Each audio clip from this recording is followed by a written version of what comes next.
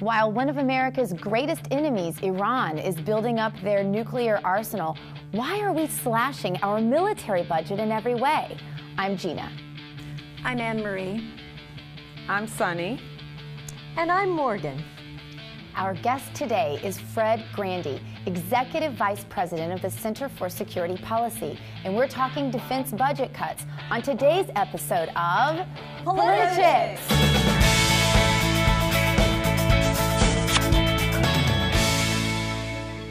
This year, President Obama cut $487 billion of our defense budgets for 2013 through 2021, and he said he'll veto any attempt by Congress to reverse these cuts.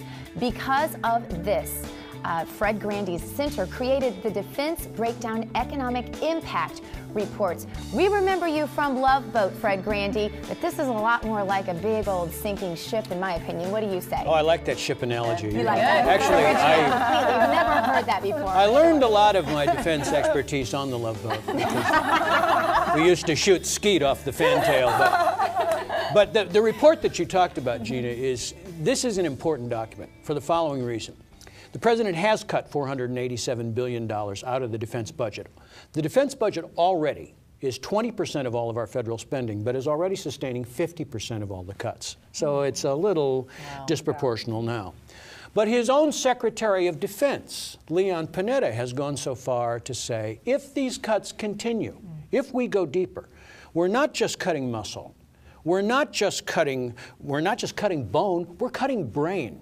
We are downsizing our ability to defend this country. Now, you talked about Iran. If it were just Iran, I really wouldn't be that worried. But China right now is taking 40 cents of every dollar we give them through our debt and expanding their defense capability. And I'm not just talking about protecting China, I'm talking about building attack submarines. The Soviet Union, it calls himself Russia now, but I take a different view because they are essentially compromising us through agreements like the START Treaty, where we are agreeing to unilaterally disarm in terms of our nuclear capability, while they continue to dither as to whether they will or not. Then you've got North Korea, just tried to explode a nuclear weapon, which we're told didn't work, but if they're developing an electronic magnetic pulse capability, where they could just shoot a missile up into the atmosphere and completely take out the United States electronic grid. What does that do? And I haven't even gotten to the Islamist elements in the Middle East or Venezuela. So these are the threats. Building and building, they're adding more, and we're taking away. Why? Why are we doing this? Well, that's a good question. Why? And you know, this is something Morgan and I share. We're from show business, so we understand. The most important thing in show business is timing. Yeah. All right. Absolutely. All right. So think of the timing right now. All of these various countries, all of these various political entities are ramping up their military capability, while the United States is standing down. For a legitimate reason, we're $16 trillion in debt, but as I've already said, defense has already sustained most of the cuts. Now, the report that the center did, and thank you for saying it's my report, but I had very little to do with it. This was really a lot of very good people at the center. And if you go to forthecommondefense.org, you will see, state by state, not just what the national security implications are, but for the job loss that is sustained in Virginia or California or North Carolina or Texas. The interesting thing that you won't hear from the Obama administration is defense spending has always been the most effective economic stimulus the United States has ever had. We are essentially dismantling that now under the guise of supposedly fiscal sanity. But what we're really doing is creating national insecurity by downsizing both the economic and the defense capability at the same time. And this is what happens if the sequestration, the automatic cuts, kick in after this present year. Fred, do you notice, now I've noticed Leon Panetta will come out and he'll be very strong and he'll say, this could compromise our national security. And then a couple days later, backpedals. Somebody else did that too, where they kind of backpedal and go, well, you know, I didn't really mean that. I didn't really mean to say that way. So what is going on behind the scenes here? You know, if I didn't know you better, Morgan, I would think that you're probably accusing my colleagues in Washington of doublespeak. Oh Would I do that? I would never do Right. that. As if they were playing some kind of a role. As But if they were real but people. for somebody's getting to them and saying, okay, squelch it. Don't talk about it. We're going to make the cuts. We're going to do this. Change the narrative. But they don't understand, like you said, the cuts are already there. True, but I mean, you've obviously been doing this show long enough to understand the difference between the rhetoric and the reality that emanates out of any political center. Right. And Washington is probably better at it than any other capital in the world. It's a variation on good cop, bad cop, quite honestly. Leon Panetta gets in front of the Armed Services Committee and says, Mr. Chairman, we cannot sustain these cuts.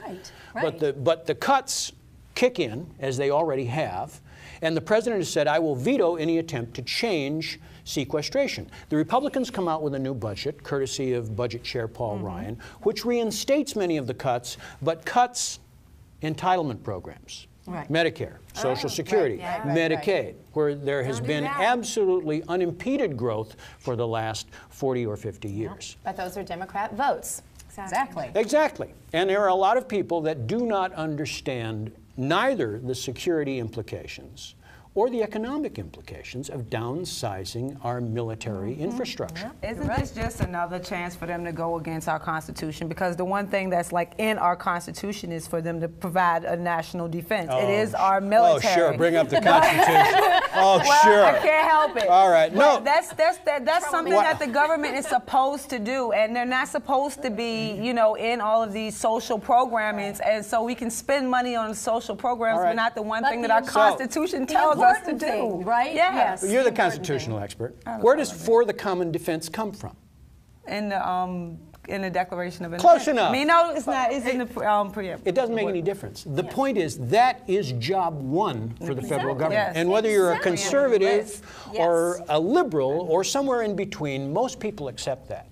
But unfortunately, the Defense Department has become kind of the whipping boy for the fiscal largesse that's been really taking place under the last 4 administrations, not just the Obama administration. And now they are essentially being used to supposedly right the fiscal ship. If I'm on this program long enough, I start using these nautical analogies.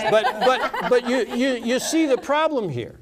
There is much more to this problem than defense. And right now, the way the world is, with a gathering storm all over the globe, we are downsizing at exactly the wrong time. We're bullseye right now. It feels like aren't they making us a bullseye? But there again, Anne-Marie, what is the Obama administration doing? They're weakening this country. They're trying to tear it down. I think they want to get us to the exact point where we will submit to anything, and to when we will beg them to save us from what's happening all around the world. But first, of course, we'll apologize first. Yes, it's always been our fault. I mean, but to some degree, it's part and parcel of a greater strategy, which is to essentially minimize America's role in the free world, which is to establish and defend the free world. But Fred, this is what I don't understand. You tell us about all of these cuts that are so dramatic and so frightening, but we saw the hot mic moment where he said, wait, I can't do it right now. The dramatic stuff will happen later, wink, wink.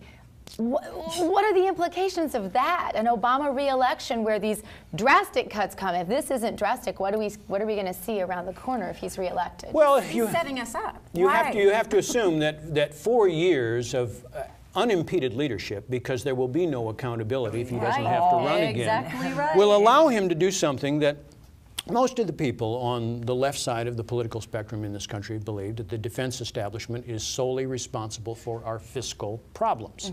So there will be an attempt to continue to minimize that, even under these ongoing threats that we're dealing with. And that will be downsizing our nuclear arsenal, that will be downsizing our Navy. I mean, already, we have grandchildren flying the same planes their grandfathers flew.